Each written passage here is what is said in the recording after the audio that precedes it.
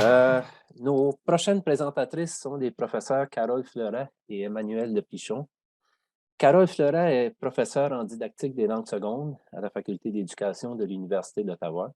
Ses recherches portent sur l'appropriation de l'écrit, entre autres. Emmanuel Lepichon Wortman est quant à elle professeure à l'Université de Toronto et dirige le Centre de recherche en éducation franco-ontarienne. Ses recherches portent sur des questions liées à l'éducation multilingue. Elles aborderont le thème démocratiser l'enseignement des maths et des sciences avec Binogi, un logiciel plurilingue équitable. Leur présentation sera suivie d'une courte période de questions. Je vous cède la parole, Carole et Emmanuel. Merci. Merci beaucoup, bonjour et merci pour votre invitation. Je pense que tout a été dit, si ce n'est que la recherche est financée par le Conseil de recherche en sciences humaines du Canada et en partenariat avec l'Université d'Ottawa, mais aussi de Montpellier en France et au Nouveau-Brunswick. Voilà. Carole, c'est à toi. Oui, alors bonjour à toutes et à tous. Alors d'entrée de jeu, pour mettre la table, on va un petit peu vous dire en quoi ce projet est porteur. D'abord, face à une réalité qui est celle de la diversité ethno-linguistique, je pense qu'aujourd'hui, c'est plus une exception à la règle, c'est vraiment une réalité.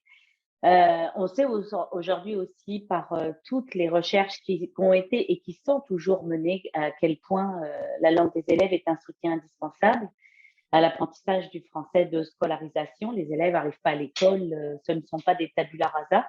Ils ont déjà toutes sortes de pratiques discursives, qu'elles soient orales ou écrites, notamment en fonction de leur scolarité et de leur environnement familial. Et donc, c'est une violence symbolique terrible que de ne pas les prendre en compte dans leur apprentissage des français de scolarisation.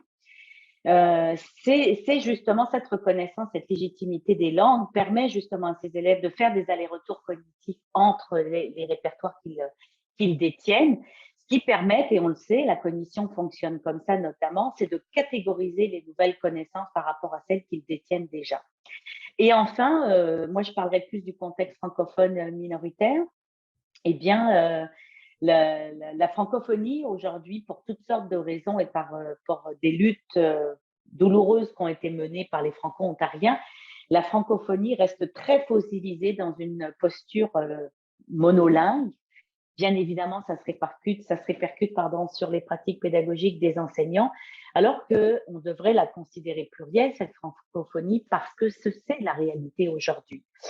Donc, on a beau vouloir être inclusif dans les écoles francophones ontariennes, dans les écoles oui, c'est ça, francophones, il demeure que cette prise en compte de la diversité, elle reste très, très folklorisante, ce qui ne fait que réifier en fait les différences eux-nous. Donc, l'enjeu, c'est l'inclusion, bien évidemment, des élèves venant d'ailleurs. Alors, que savons-nous déjà? Très, très vite, je résume 40 ans de recherche dans le domaine. Les élèves plurilingues, ils ont besoin d'au moins 5 ans de scolarité pour pouvoir fonctionner à leur propre niveau cognitif à l'école, ce qui signifie qu'avant au moins 5 ans, on ne peut pas connaître le niveau qu'un élève peut atteindre. Il a besoin de ces années pour pouvoir fonctionner dans la langue en question. Et ce que nous savons, donnée très importante aussi, c'est que les compétences langagières des élèves sont interdépendantes, c'est-à-dire qu'elles sont positivement reliées les unes aux autres. Des connaissances dans une langue, quand elles sont transférées vers l'autre langue, aident les constructions cognitives dans l'autre langue et vice-versa. Donc, il y a, nous le savons, la francophonie au Canada. Il y a très récemment un article qui est paru de Carole, une interview de Carole et de ses collègues qui parlait justement de l'arrivée de migrants dans nos écoles francophones qui ne parlent pas forcément la langue de l'école. Alors, la question est de savoir, il passe non seulement d'une langue à une autre, mais il passe aussi d'un système scolaire à un autre, d'un programme à un autre. Donc, toute la question, c'est de savoir comment assurer la continuité de l'enseignement pour ces élèves-là. Alors, qu'est-ce que nous entendons par continuité? Le premier élément, c'est la continuité biographique, c'est-à-dire le passage d'une classe à l'autre, hein, ou bien du primaire au secondaire, du secondaire au post-secondaire. Mais c'est aussi le passage qu'on appelle horizontal, de l'école à la maison et de la maison à l'école, qui implique souvent un passage dans différentes langues. La deuxième continuité, c'est la continuité thématique, qui implique une exposition réfléchie à des connaissances académiques dans toutes les matières et un matériel cohérent pour un contenu sensible à la fois à la langue de l'école, mais à toutes les langues, dans toutes les disciplines et au sein de celles-ci. Et puis, le dernier aspect, c'est la continuité qu'on appelle langagière et qui est là l'utilisation des répertoires langagiers des élèves pour justement faciliter ces transferts cognitifs dont parlait Carole tout à l'heure. Donc, ce sont 3 dimensions qui sont potentiellement couvertes par la plateforme plurilingue que nous utilisons parce que, 1, elle est en ligne, donc elle dépasse les murs de la classe, elle est accessible aux parents, et 2, elle est plurilingue et nous allons vous en dire plus. Alors, notre recherche, elle vise à comprendre comment ces élèves des années intermédiaires, c'est-à-dire niveau 6e, 7e, 8e, 9e année pour le Canada, et 6e, 5e, 4e, 3e pour la France, utilisent ce contenu multilingue d'un outil d'apprentissage numérique pour accéder au contenu d'apprentissage. Donc, nous mettons en œuvre et nous évaluons l'impact de cette ressource en ligne axée sur les STEAM, donc les sciences, technologies, ingénierie et mathématiques, qui associe une interface à la fois très conviviale à un choix de plusieurs langues, et vous allez les voir. Alors, notre partenariat, il inclut les régions de l'Ontario, du Québec, du Nouveau-Brunswick et de la France, où le nombre d'apprenants de la langue de l'école est supérieur à la moyenne. Donc, nous tâchons de mettre en lumière le niveau d'engagement des élèves dans l'apprentissage du contenu des STEAM, les fonctions multilingues et leur impact sur les progrès scolaires, la prédisposition des élèves à accéder au contenu scolaire en français et les expériences des enseignants en ce qui concerne l'utilisation de cette technologie. Alors, cette interface Binogi, bien évidemment, elle se base, elle est en cohérence avec les programmes scolaires, qu'ils soient néo-brunswickois, ontariens ou français. Comme vous pouvez le voir à l'écran avec la capture, justement, on a un certain nombre de langues qui sont déjà répertoriées. Si certaines langues ne sont pas là, bien évidemment, on essaye de les mettre dans les bases de données, mais bon, il y en a quand même déjà un certain nombre qui illustrent pas mal ce qu'on a comme variété langagière dans les écoles. Puis, il y a des courts films d'animation, à peu près 4 à 6 minutes, qui expliquent justement comment utiliser, comment faire les leçons. Il y a des audios, il y a les sous-titres dans toutes les langues qui ont été retenues ici. Et puis, ce qui est très chouette aussi, c'est qu'il y a des quiz plurilingues. Donc, ça, c'est très intéressant parce que ça ne demande pas une mobilisation particulière de la part de l'enseignant puisque tout est déjà là. C'est simplement une façon de valider ce qui a été intériorisé et retenu. Puis l'idée aussi, ça va nous permettre à nous de voir par rapport à quel type de tâche et puis par rapport à quel effort cognitif l'élève en plus s'appuie sur sa L1 ou ses L1 et les autres. Donc, par rapport aux écoles francophones, on n'en a pas tant que ça, c'est tombé en plein avec la pandémie.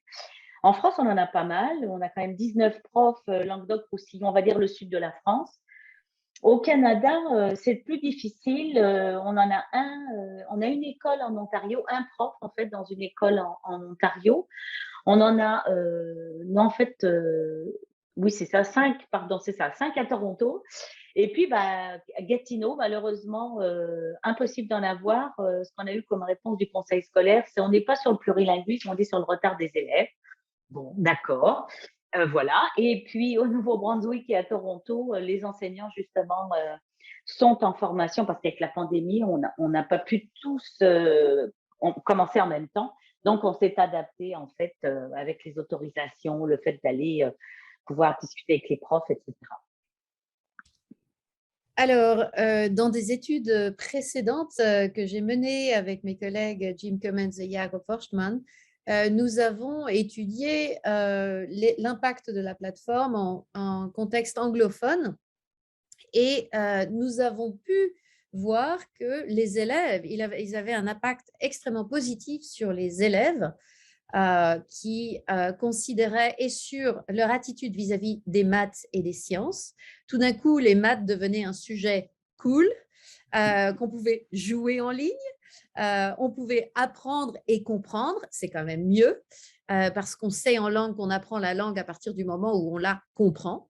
Voilà, donc tout un tas, et puis un retour très, très positif des familles. Alors, la photo que vous voyez là, c'était avec une classe de réfugiés syriens, des familles qui, tout d'un coup, ont accès au programme scolaire de mathématiques et de sciences de l'Ontario dans leur langue, ce qui leur permet d'appuyer l'apprentissage des maths et des sciences par leurs enfants à la maison.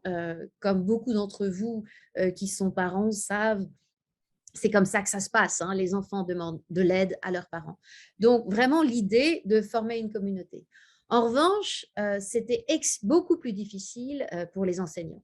Les enseignants ont encore beaucoup de difficultés à mettre en place une pédagogie qui prenne en compte les langues des élèves, donc à accepter d'ouvrir les portes de la classe à d'autres langues pour renforcer l'apprentissage du français et en français. Voilà, alors vous pouvez visiter le site des projets parce qu'il y en a plusieurs. Je vous le montre là, il est très riche.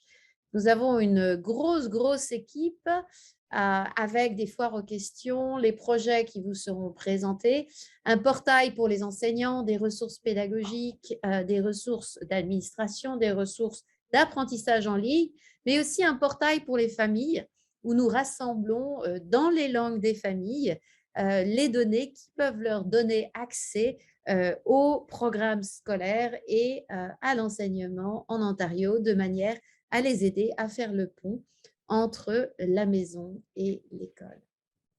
Merci beaucoup. Et puis, on a la possibilité d'avoir des audios aussi pour soutenir les parents parce qu'il y a des langues qui sont plus de tradition orale. Donc, on a aussi comment dirais-je, des audios pour justement expliquer un petit peu aux parents les différentes choses.